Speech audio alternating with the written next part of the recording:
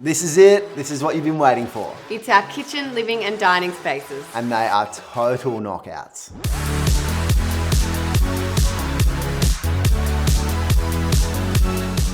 This is always our most anticipated episode because the kitchen, living and dining space is really the hub of the home. It's where you hang out as a family, but it's also where you entertain with friends. You want these spaces to be practical, flow well, but you also want them to look drop dead gorgeous too. So here we're going to have a nice big cooker here, and this is really going to be a feature with an arch across this wall. Really big island that looks out over the yard. And then from here, we're going to have cabinetry that runs along here and then flows into this butler's area here. If I'm sitting at the island bench, I'm going to be able to look up into this amazing big void, which runs from the ground floor all the way up to the ceiling and is really going to help to bring all that natural light into this living space. So from that void, we'll have the living area. I'm thinking at the moment we'll have the couch here and armchairs here, so we can look out to the backyard. Big frame TV will make that a feature wall, and then next to that we're going to have a cool fireplace.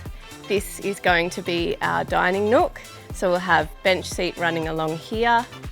I'm thinking this is going to be the perfect spot to chill out and look out over the lap pool.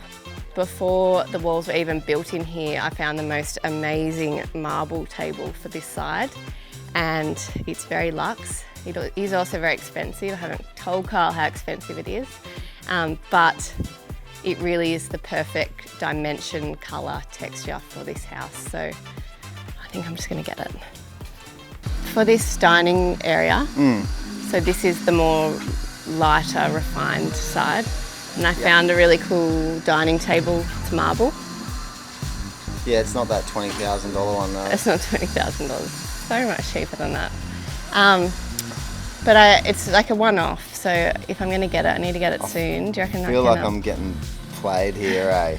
How much actually is it? Just don't say, oh, it's on discount, like we're saving 10 cents. Yeah. Well, it costs like $18,999. Look, it definitely doesn't cost that much. I'll get back to you on the cost. Look, he has control over budget when it comes to building, and I'll work on the budget for the interior styling. I think that's definitely a tick. Definitely going with it. Got him. Heard that? I think he got me. Oh, I smell a rat. You can rest easy. I didn't buy the table, but I have spent the money elsewhere, so... Not surprised. Sorry about that. Not surprised at all. It's been a massive few months. We have been really smashing out the work. There's been a lot of elements that have come together, and we are so close to starting our fit out on the inside.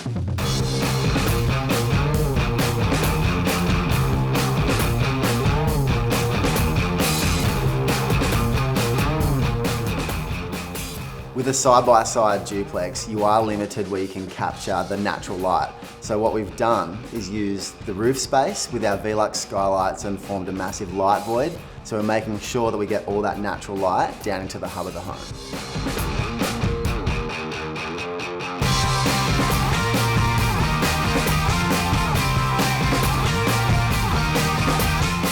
Gyprock day again, and it just brings me so much joy because I can see the rooms come together, you can see natural light bouncing around, and it means we are one step closer to getting colour on the walls.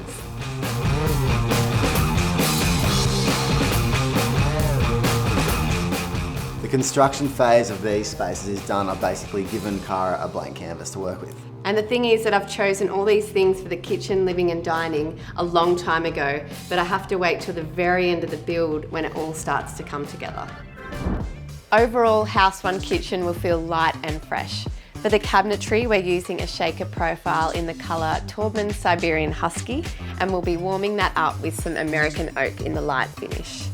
For the island and the feature range hood, we're using Cosentino Sensor Taj Mahal, and we're creating some unexpected contrast with a black sink and cooker. For the living space, we have a feature large white boucle sofa and a marble coffee table. Over in house 2, things will be much warmer and sophisticated. In the kitchen, we have again a shaker profile cabinetry in Taubman's time capsule, and we'll be pairing that with the American oak in the aged finish. For the island bench and feature range hood, we have this amazing Cosentino Vancouver stone, and we're pairing that with the aged brass handles. In the dining area, we'll be using a large, oversized recycled timber table, some sisal pendant lights and rug, and we'll have this amazing curved sofa in this desert speckle fabric. We are onto our final piece of flooring over these 2 homes. Now, this flooring that we've used is from Beaumont Tiles. It's a 14mm thick engineered board, pre-finished. Once it's down, it's done. There's no need to sand and polish. And what we're doing is gluing it down, so it's got 100% coverage with the glue underfoot. It feels rock solid when walking on it. So this one here that we've gone with is the Natured Serene. It's got these beautiful brown tones which really tie into the stone and the colors that Kara's picked. It looks beautiful, so I'm gonna keep cracking on with it. I'm really loving the warmer tones of this timber. Generally speaking, Kyle and I have selected lighter colours for the flooring, and this is just warmer, more sophisticated vibe that I'm really excited to play with in both houses, both the light side and the dark side.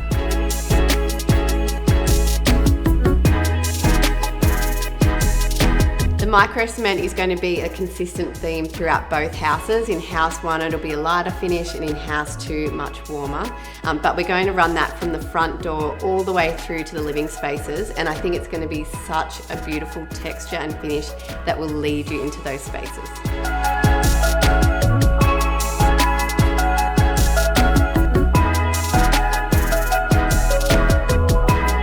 The Edstein truck has rocked up and the pressure is on to get the monster big island bench in, and it's quite technical.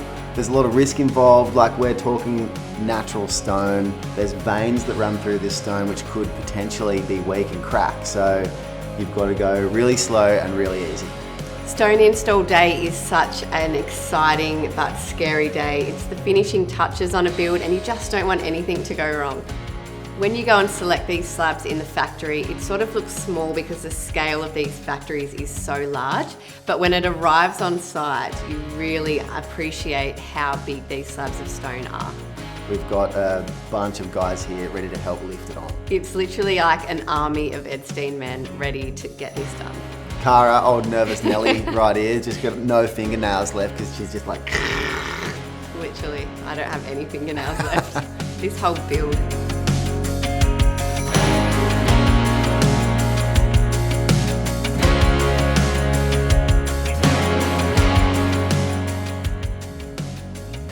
It looks so like good. better than I even imagined.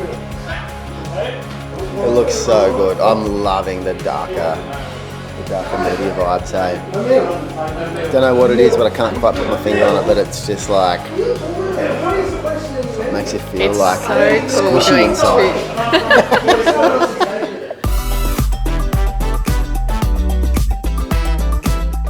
Today we're installing the stone range hoods. Now Edstein Stone have created these amazing curved range hoods out of this Taj Mahal stone, which is the same as our bench top. So that is going to set this whole cooktop area off like you wouldn't believe. It's going to be an absolute thing of beauty. The stone installation is complete on both sides. Total payoff with the curved range hood. Now I literally cannot decide which one I like better, whether it's the Vancouver or the Taj Mahal, but I think I'm leaning towards the Vancouver. Function and flow in these spaces is absolutely integral, and we are all about a built-in bench seat. We've done this before in our Toowoomba renovation, and I just know firsthand from living in that space how functional and practical it is. The idea with this dining area is that we'd always do a built-in bench seat, and I've left it till literally the last minute. But now that it's done, it really breaks up like this really long run of hallway, and it makes this whole dining area feel like pretty inviting. Gonna seat about 12 people, easy. Oh, like 12 people on this side. Yeah. Plus I've got 5 chairs on that side. Now that the bench seat is done, it is the perfect blank canvas to bring in an amazing dining table. Amazing dining table, diamond studs around the outside, hey? I didn't get that multi-million-dollar one. I found something better. We literally have had boxes on top of boxes for months, and now it's time for the unboxing. I know Kyle's excited to get them out of the way, but it's time for me to start styling and making these rooms beautiful with all the furniture. The kitchen, living and dining spaces in these homes are amazing. They have an open plan layout, high ceilings, heaps of natural light, and overall they're a total vibe. They are such classy living spaces, and I think what makes them so amazing is all the beautiful textures and layers.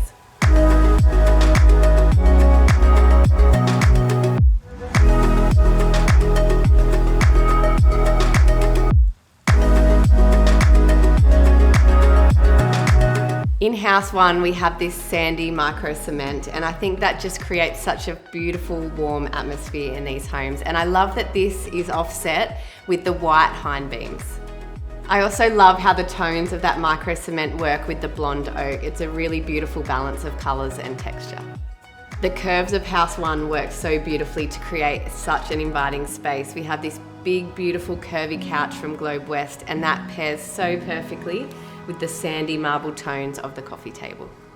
Another highlight in this space is our built-in entertainment unit, which doubles as more seating, and also it's got heaps of storage. I've decided to go with the Frame TV by Samsung, and one of the things I love about this television is that it sits so flush to the wall. This is my favourite TV because it does double as an artwork when it is off. I've gone with the white bezel because I think it works perfectly with the white sofa and the tones in this living space. For some additional natural light in this space, we have the highlight windows above the entertainment unit, and we have framed these with the Roman blinds. I think the fireplace adds another really nice element to this area, especially with the formed bulkhead. It ties in seamlessly to the wall, and the micro cement just adds the perfect texture. It brings the ambience of a real fireplace without all the mess. You simply turn it on with the click of a button. I know that we say this with every house we do, but these kitchens are next level. They are amazing. The main feature in this kitchen has got to be those curved micro cement walls and that feature stone range hood. We've used the Taj Mahal stone on the range hood, and we've married that in with the bench top, and it is just such a feature. Edstein Stone have done such an amazing job with this. The true heroes of this kitchen is all those extra little layers of texture and detail. We have the beautiful ceramic wall lights, the champagne tapware from Beaumont's, and we have this gorgeous fluted sink. For the cabinetry, I've gone with a shaker profile in the colour Siberian Husky by Taubmans. One of my favourite things about these kitchens is all the storage solutions. So we have the Hayfully tandem pull-out pantries, the Le Mans corner storage, and we also have the spice racks. We've also used the Samsung bespoke modular fridge and freezer. In the butler's pantry, there's plenty more bench space, and we've used the sesame gloss tiles from Beaumont's.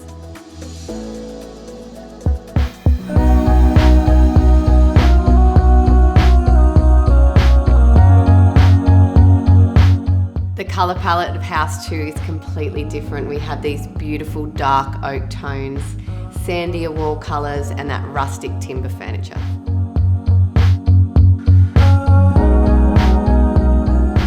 In each home we have featured a beautiful floor-to-ceiling light well with Velux skylights on top and wide-line fixed windows on the external wall. And the idea of this is to get as much natural light into these living spaces as possible.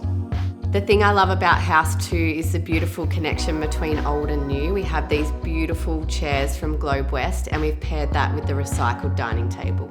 To add to the moody vibe down the hallway, we've used Mayclay wall lights in the colour June. House 2 living space features some beautiful natural tones. We have the modular sofa in the desert speckle fabric from Globe West, and we have the occasional chair in this beautiful olive colour. We've also used the Samsung Frame TV, but this time we've used the teak bezel. House 2 kitchen has the same feature archway with the micro cement, but we've used the beautiful Cosentino Vancouver natural stone. This stone is great, it's full of character, there's so many dark veins shooting off in different directions, and it adds for a really dramatic look. We love an oversized island bench. It's 80mm thick and 3.2 metres wide. And it's a perfect place to gather with friends and fam. One of the most striking features of House 2 kitchen is the timber cabinetry. We have the aged American oak from Lachlan Furniture, and it just brings so much character to this space. I love the addition of a butler's pantry in any kitchen. It provides extra space on the bench and lots of storage. And for our splashback, we've used the Sesame Gloss square format tile from Beaumont's. And the open shelving is not only practical, but provides the opportunity to style with all our beautiful homewares. And on hand, I have the bespoke jet by Samsung in the forest green colour. Coming up on episode 6, we have a massive week ahead. We've got pools to do, entertaining areas to complete. And don't forget, that's 2 totally different pools and outdoor living spaces to finish off. It's going to be absolutely massive. You do not want to miss this one.